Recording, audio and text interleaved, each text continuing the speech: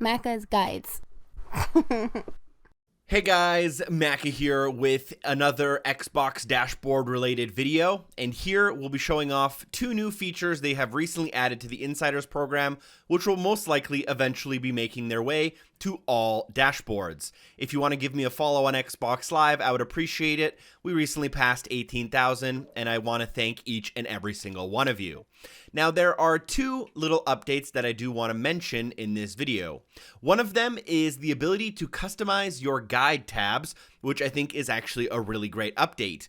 And another is a small update or change that was made to the screen that appears when you view one of your friends who's doing an activity.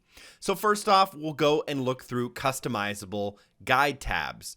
If you press your Xbox button and go over to settings, there may be a new button called Customize Guide Tabs. And clicking this will allow you to rearrange your guide tabs in whatever order you want.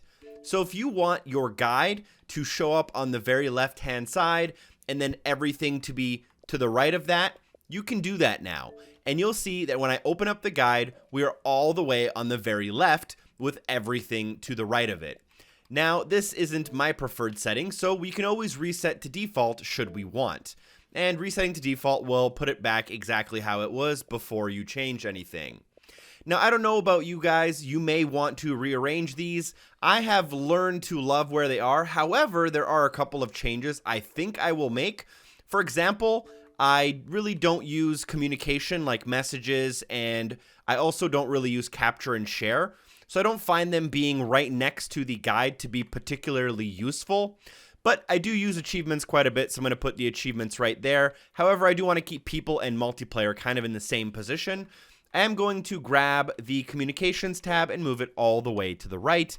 And I think for now, this is what I'm going to try, use, and test and see how I like until I make another decision. But this is something you guys might be able to expect in the near future. Another update was added to what displays when you press on a friend who is playing a game. So this is my friends list, and you might see that Mr. Blackmagic is playing Call of Duty Modern Warfare, a game that I also own and also have installed. And you'll notice that the first option on his profile is to play the game. I can now press this button and it'll instantly launch me to this screen where I can choose to either share this game, play this game, show the game in the Microsoft Store, go to the game's official club, or cancel. Now this is different, as normally it would just show join party in game, invite, and so on and so on.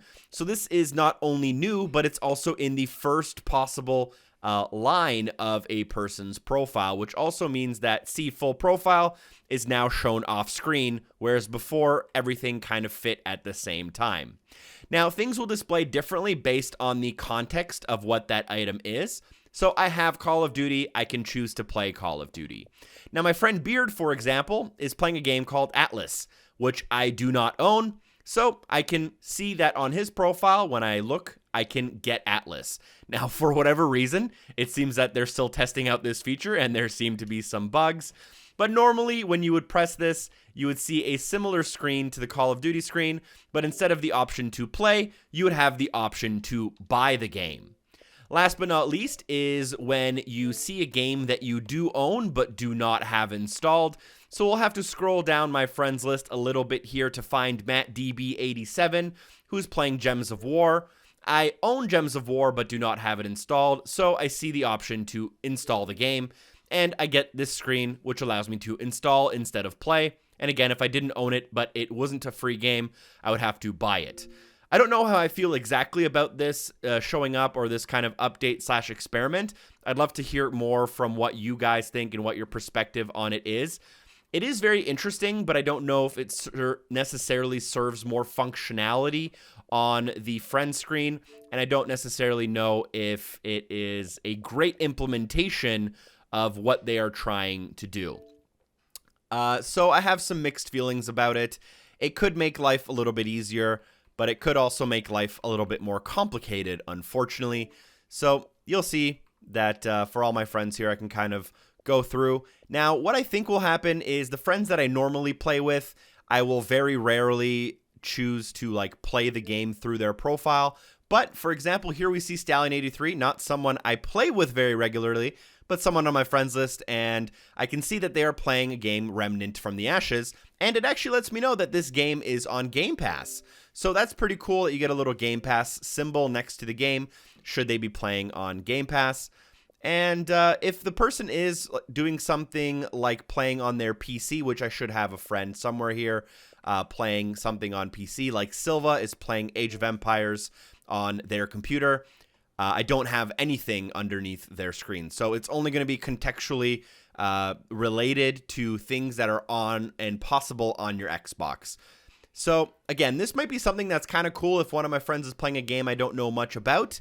But in terms of playing with the friends I normally play with and playing the games I normally play with them, I don't know if it'll save me much time or many clicks, but I'd love to hear your guys' opinion in the YouTube comments. Let me know what you think about customizable guide tabs and if you guys are going to change yours, as well as what you think about this new little button at the top of everyone's friends list, or at the top of everyone's profile once you kind of click them in their friends list. And just in case you were wondering, if you do go to see their full profile, you will not see a button like this anywhere on their main profile. So for some reason it exists in certain places but not in others. Thanks for watching, guys. I'll see you soon. Special thanks to everyone on Patreon for supporting the show. Peace!